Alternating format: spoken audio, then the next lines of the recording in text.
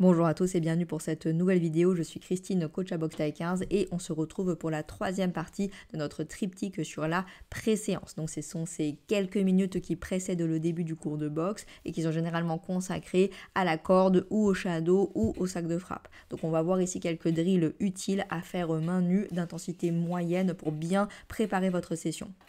Premier drill, c'est le jab cross, mais réalisé dans les règles de l'art, c'est-à-dire 1, bonne distance, qui est en fait l'extension maximale de votre cross, 2, bon équilibre, donc avec une bonne répartition du poids entre les deux jambes, 3, une belle rotation, donc en engageant bien le talon, la hanche, l'épaule, 4, la garde bien sûr, le menton est bien rentré, collé au sternum, les épaules sont haussées et les mains partent et reviennent aux pommettes. Et enfin 5, le ciblage très important, toujours à hauteur des yeux ou un peu plus haut que la hauteur des yeux et on fixe la cible du haut de ses yeux, d'accord, sans succomber au fait de vouloir lever tout le temps le menton. Deuxième drill, ça va être un crochet du bras avant avec un direct du bras arrière, puis un crochet du bras avant. Bien sûr, on essaye de bien calibrer sa distance par rapport au crochet du bras avant et on frappe en fait l'avant du sac pour venir l'accrocher, traverser et revenir en arc de cercle à son visage. On peut travailler ça en statique et bien sûr ensuite en dynamique en partant du côté du crochet ou au côté opposé. Les deux sont possibles comme on l'a vu sur la vidéo sur les déplacements. Prochaine combinaison, en fait on le fait de l'autre côté, c'est-à-dire avec le crochet du bras arrière, puis que l'on essaye de bien délivrer, toujours pareil en accrochant en fait l'avant du sac, puis on enchaîne avec le direct du bras avant et le crochet du bras arrière. Ici vous allez vous retrouver plus dans la difficulté parce que c'est vrai qu'il y a une grande disparité de portée entre les deux coups. Le direct du bras avant est bien sûr beaucoup plus long que le crochet du bras arrière, mais vous allez tranquillement vous habituer. Le crochet du bras arrière est en fait un coup qui est aussi sous-utilisé parce qu'il est difficile à mettre et c'est pourquoi là on va accentuer dessus pour que vous puissiez l'incorporer à votre jeu. Donc on fait ça pareil en statique puis en se déplaçant dans les deux directions. Essayez de bien faire rouler les épaules et de bien transférer la rotation d'un côté et d'un autre. Prochaine combinaison, direct du bras avant, crochet du bras avant, coup au corps du bras avant, direct du bras arrière et jambe arrière. Ici c'est intéressant parce que c'est des coups de portée différente et donc ça vous oblige à gérer la distance différemment. Deuxièmement, ça peut vous apprendre à soit recharger la rotation pour gagner en puissance, soit au contraire ne pas recharger pour pouvoir gagner en vitesse. Et donc là c'est votre choix. Personnellement je préfère recharger avant le coup au corps pour vraiment venir impacter le foie et créer du dégât pour mon adversaire. Au contraire, je préfère ne pas recharger entre le coup de poing et le coup de pied de façon à profiter de la même rotation et ainsi prendre par surprise mon adversaire. Donc voilà, savoir doubler du même bras, c'est extrêmement utile, en particulier quand vous variez les hauteurs, d'accord ? Et donc là, en plus, vous avez un petit peu de composantes poing-pied qui s'enchaînent, donc ça aussi très utile. Bien sûr, sur le coup de pied, essayez d'être rigoureux. Vous pouvez le mettre en high, en middle ou en low, c'est votre choix. Mais vraiment, gardez la garde intacte. Voilà, le menton bien rentré, les mains bien synchronisées, une qui protège, l'autre qui vient en levier. Ensuite, on travaille du côté opposé, avec du coup le direct du bras arrière, crochet du bras arrière, coup au corps, direct du bras opposé et ensuite jambe avant. Et du coup, là, l'idée, c'est de initier avec le bras arrière ce que l'on ne fait pas suffisamment, mais qui peut vraiment prendre par surprise de l'adversaire. Cependant, il faut savoir le faire. Et c'est vrai que c'est pas toujours facile de créer de la vitesse avec la rotation.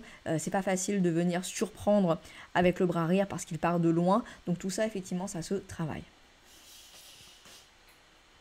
Donc là, vous remarquez aussi que pour pouvoir mettre mon coup de pied, je suis obligée de faire un petit switch, mais en fait, vous pouvez le faire sans le switch si vous y arrivez. Mais ça dépend vraiment de votre positionnement et vous vous adaptez à la situation dans laquelle vous vous trouvez à ce moment-là.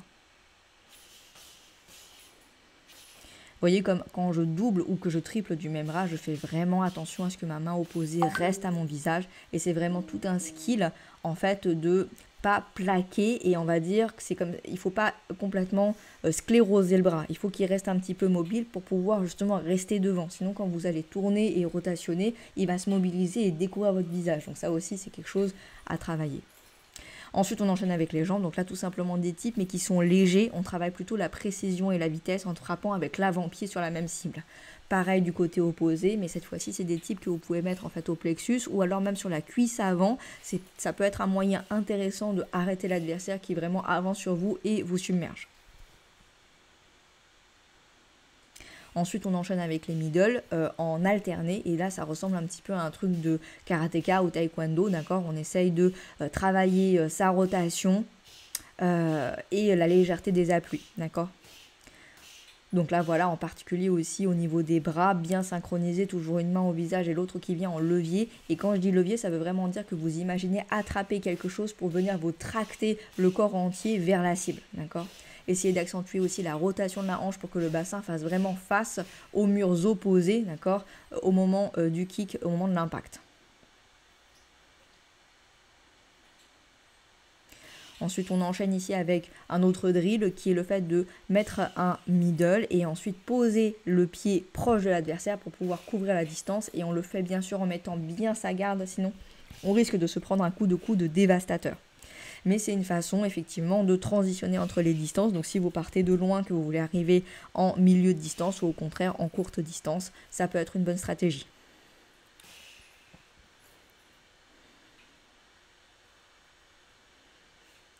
Ensuite, on va travailler les contres et là, on va vraiment partir loin du sac pour pallier à un écueil que je vois souvent dans les contres qui est le fait que vous n'avanciez pas avec. Souvent, ça se fait pied fixé. Et du coup, l'adversaire qui sent que vous êtes en train de contrer va faire la première chose qui est la plus évidente pour lui, qui va tout simplement être de reculer. Et du coup, tous vos efforts d'esquive, de parade, de contre sont gaspillés parce que vous n'avez pas pu faire quelques pas pour venir avancer et compenser le fait que l'adversaire est reculé. Du coup, on part en parade et ensuite on avance avec quelques coups de poing. Les premiers peuvent être dans le vide et les derniers sur le sac de frappe. Et c'est pareil avec les jambes. Vous faites une parade et ensuite vous utilisez le moment où le pied se repose par terre pour créer un pas vers l'avant, avancer l'appui et ainsi vous rapprocher de l'adversaire pour finalement délivrer votre kick en remise.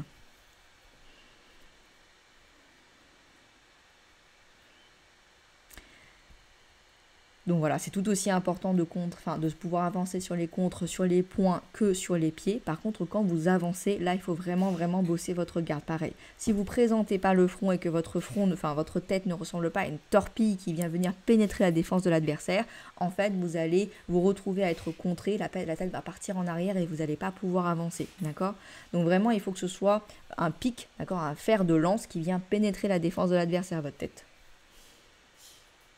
Dernier drill, tout simplement coude circulaire, puis genou du côté opposé. C'est vrai qu'on n'a pas beaucoup l'occasion de travailler les coudes, surtout en sparring. Et donc le sac, c'est un petit moment pour ne pas perdre cette capacité. Donc voilà, la vidéo touche à sa fin. J'espère que vous avez apprécié. N'hésitez pas à nous faire des retours et bien sûr à checker nos autres contenus ainsi que l'association Boxe Thaï 15. On a un site, un Instagram et venez essayer avec nous si vous êtes sur la région parisienne. Merci de votre attention et bon entraînement.